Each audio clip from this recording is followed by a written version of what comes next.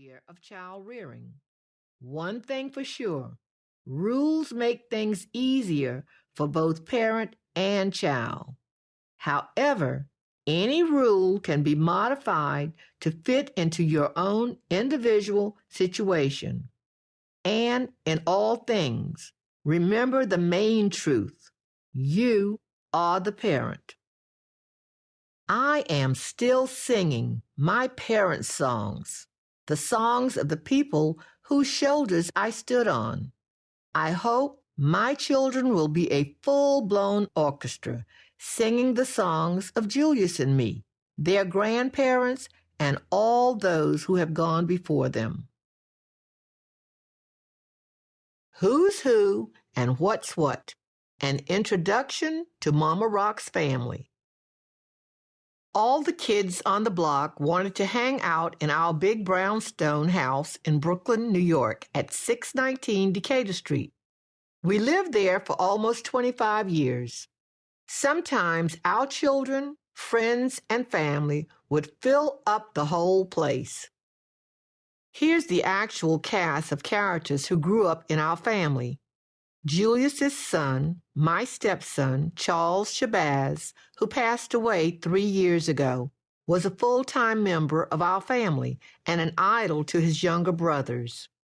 Chrissy, a comedian, actor, director, and father of my 2 granddaughters, Lola and Zara. Andre, owner of Julius Rock Trucking and father to my 3 grandsons, Caleb, Judah, and Thawada. Tony, Tone, a comedian and an actor on UPN's All of Us TV show. Brian, a minister and corporate specialist. Kenny, self-employed and a starving actor. Andrea, Andy, a Winthrop University student majoring in broadcast journalism. And Jordan, a high school student and comic.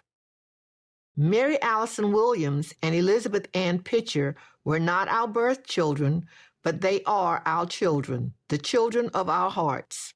Mary Allison, Allie, is now Dr. Mary Williams, a professor at Grove City College in Pennsylvania. Elizabeth is a social worker with the school system in St. David's Island, Bermuda. We were also second parents to Randy Richardson, Chris's best friend, who was so close to us, Julius bought an extra bed for him in our house. Randy is now the second in command for the New York City subway system. Then there is Mervyn Spectac Jenkins, whom I call my son. He is a middle school principal and a rap artist. If you start back in 1969, you can count more than 17 foster children who shared our home.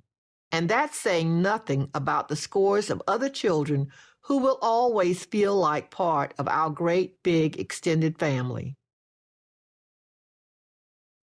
Chapter 1. I am your mama, not your friend. I never felt the need to be friends with my children, not when they were 8 or 10, not even when they were 16 years old. My kids had their own friends, and I had mine. I never set out to win any popularity contest on the home front. Like my mother, I know my kids don't have to like me. Neither do yours. My mother's overall message was a good one. I finally understand it. Being a parent is not about being right. It's about doing right. It's about serving as a steadfast role model for your children, no matter what.